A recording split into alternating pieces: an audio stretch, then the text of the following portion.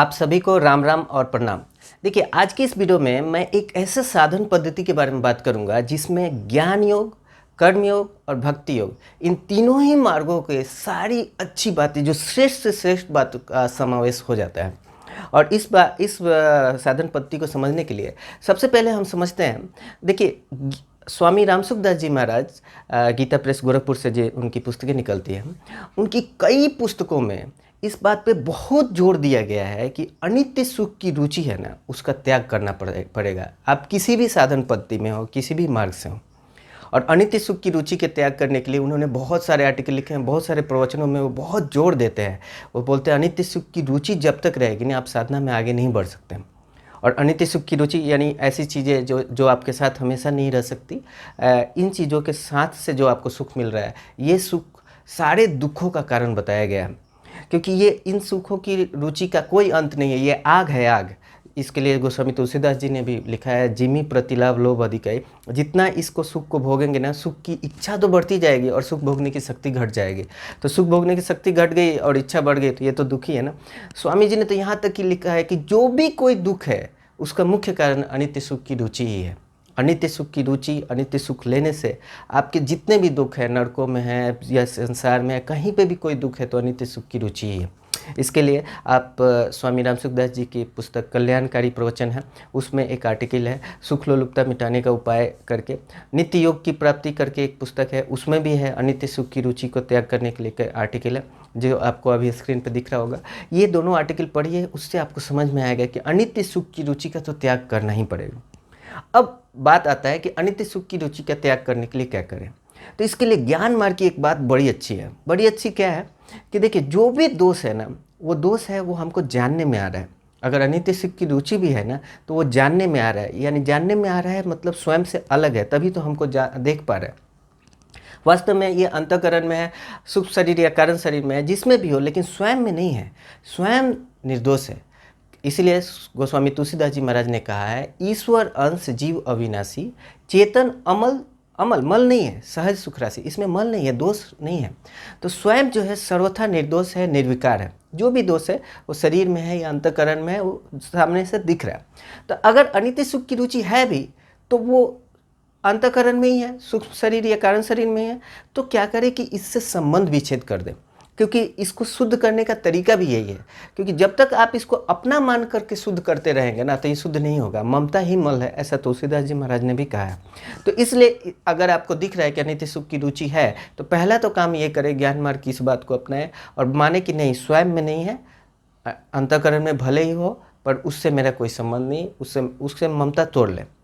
तो ये ज्ञान मार्ग की बात काम में आ गई।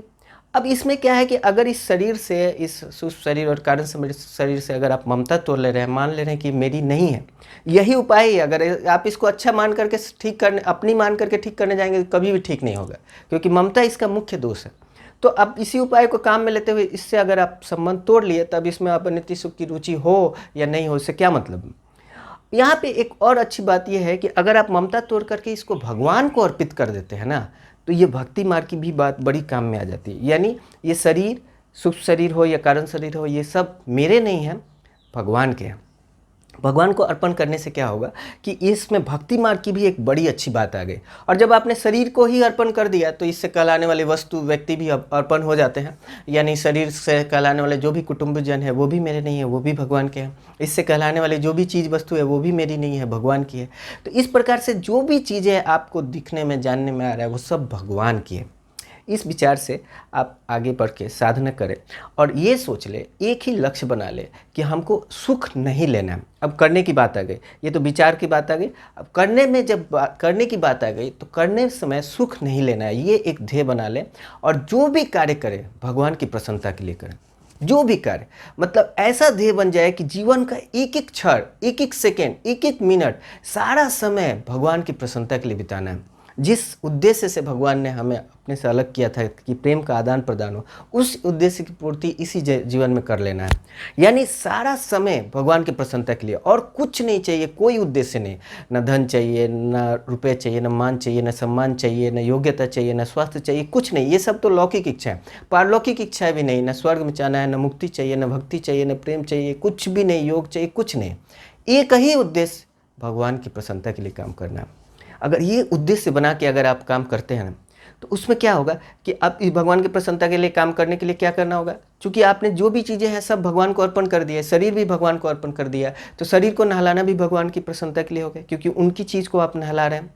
आपने अगर कुटुंबियों को अर्पण कर दिया तो कुटुंबियों का बाल बच्चों का पालन पोषण, ये भी भगवान की पूजा हो गई, भगवान की प्रसन्नता के लिए हो गया। इस घर की साफ सफाई कर रहे हैं, ये भी भगवान का दरबार है, इसकी भी साफ सफाई भगवान की प्रसन्नता के लिए हो गया, उनकी पूजा हो गई। तो जो भी कार्य कर रहे हैं वो भगवान की प्रसन्नता के लिए कर रहे हैं। तो ये भक्ति मार्ग की भी बात बड़ी काम में आ गई। और कर्मयोग की बात क्या है कि जो भी कार्य किया जाए दूसरों के सुख के लिए किया जाए, तो जो भी बाहर की चीज़ें हैं वो उसको भगवान को अर्पित कर दिया है, उन्हीं की प्रसन्नता के लिए कर रहे हैं, तो इसमें कर्मयोग की मुख्य बात भी आ जाती है। अब इस तरह से करने में क्या होगा कि अगर आपके मन में मान लीजिए कोई खराब वृत्ति आ रही है, कोई काम की वृत्ति आ रही है, क्रोध की वृत्ति आ रही है, तो उसमें क्या होगा कि उस तरह से वृत्ति आने से आपके अंदर पहले तो उपेक्षा स्वतः ही हो जाएंगी, क्योंकि आप यही सोचेंगे कि ठीक है ये आ रही है तो मन बुद्धि में आ रही है, मन बुद्धि मेरे नहीं है, भगवान की है, भगवान जाने, उनका काम जाने, हमें उसके, तो आपको चिंता नहीं होगी, आप परेशान नहीं होंगे कि काम की वृत्ति आ गई, क्रोध की वृत्ति आ गई एक, और उसकी वश में नहीं होंगे। क्यों? क्योंकि आपको ये लक्ष्य पता है कि हमको सुख नहीं लेना। तो कोई भी काम की वृत्ति आई उसके अनुसार जब क्रिया करने जाएंगे तो वस्तुतः अपने सुख के लिए होगा, वो तो भगवान की प्रसन्नता के लिए नहीं होगा, तो आप उसके वश में नहीं होंगे। तो इसमें आप देखेंगे ना कि बड़े ही आसानी से उसके वश में नहीं हो रहे हैं और उस वैसे भाव आने से आप परेशान भी नहीं हो रहे। इस तरह से करने से क्या होगा, कुछ समय बाद ऐसे भाव आने ही बंद हो जाएंगे, आप उसके वश में नहीं हो और बड़े ही आनंद की अनुभूति होने लगेगी। लेकिन अब इसमें जो सबसे अंतिम बात वो है, उसको ध्यान में रखना है कि जब भी ऐसा कभी हो तो उसमें मुख्य बात भगवान की कृपा माननी चाहिए, कि भगवान की कृपा है तभी वो लक्ष्य उस समय तुरंत याद आ गया और हम बच गए। तो भगवान की कृपा मानने से क्या होगा कि ये भक्ति मार्ग की सबसे श्रेष्ठ बात आपके अंदर आ जाएगी और आपके अंदर अभिमान भी नहीं आएगा और आप भगवान के प्रेम में विह्वल हो जाएंगे। क्यों? कि आपको भगवान की कृपा देखेगी कि उन्होंने बचा लिया। तो इस तरह से करने से ना सारी जो सत्संग की सार बातें हैं ना वो काम में आ जाएगी। ये सारी बातों को समझने के लिए आपको स्वामी राम सुखदास जी महाराज की मूल पुस्तकों का अध्ययन करना चाहिए। ये जो मैंने बताया था ज्ञान मार्ग के लिए जो अनित्य सुख की रुचि का त्याग, उसको भी आप पढ़ सकते हैं। इसके अलावा ये सारा कार्य भगवान की प्रसन्नता करने के लिए है। इसके लिए आप 2 बुक्स पढ़िए। एक तो जीवनोपयोगी प्रवचन में पंचामृत करके आर्टिकल है, उसको पढ़िए, वहाँ से इस बात को बहुत अच्छे से समझाया गया है। और दूसरा है एक साधे सब सधे पुस्तक में अखंड साधन का एक मार्ग है, उसको पढ़िए। वो आर्टिकल में इसको बहुत ही विस्तार से समझाया गया है और इसको पढ़ने से ही आपको बहुत अच्छा लगेगा। तो आशा करता हूँ कि आप ये दोनों आर्टिकल जरूर चेक करेंगे। ये किसी भी गीता प्रेस बुक स्टॉल से आपको मिल जाएगी या फिर गीता सेवा ऐप से या gitasewa.org वेबसाइट से भी पढ़ सकते हैं। ये दोनों वेबसाइट का लिंक आपको डिस्क्रिप्शन में मिल जाएगा। वीडियो देखने के लिए धन्यवाद। राम राम।